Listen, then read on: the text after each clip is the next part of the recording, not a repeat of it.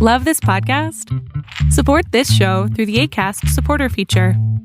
It's up to you how much you give, and there's no regular commitment. Just click the link in the show description to support now. How much does it cost for an epoxy floor? If you had Christina in here, who answers our phones, and everybody loves, her probably number one question is going to be, how much are your epoxy floors? How much are your kitchen cabinets? Because people seem to have no idea how much something like this would cost, and they don't want to have somebody come out and go through the whole motion of an estimate, and I understand that.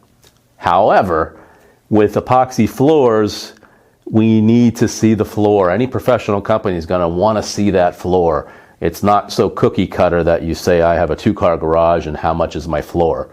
There's a lot of different things that go into it. We like to do a professional moisture test, telling us how much moisture is in the concrete. That doesn't mean that you've seen water in the concrete. That seems to be a misconception. We want to know water pressure pushing up. You may never see that, but we want to measure it. We want to do a density test. It's a scratch test, tells us how hard your concrete is. That could dramatically affect how the project comes out and what type of primer that we need.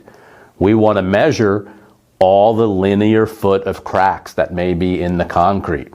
That certainly can raise the price of your epoxy floor. So just sending a picture in with some measurements, certainly we can give you an idea of cost, but it could dramatically change when we come out. So we prefer not to do that, but to give you a little sense of what an epoxy floor costs for a professional floor, 2-car garage, partial flake.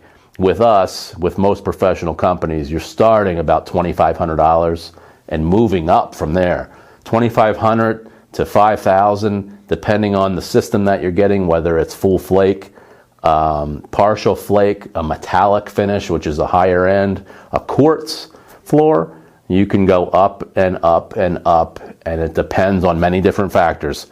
How much square footage do you have? How much patching is needed? Remember, patching can be expensive. We use really good patching materials, as any other professional epoxy company is going to use. Do you need a primer? What type of primer do you need? What type of products are going down? Remember, this is not paint. We didn't go into Sherwin-Williams or a Benjamin Moore store and buy a $20 gallon of paint. It's also not the same epoxy that you're going to buy in the big box stores.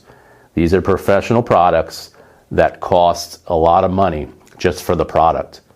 Then you have professionals who are putting down this product. They've been doing this a long time.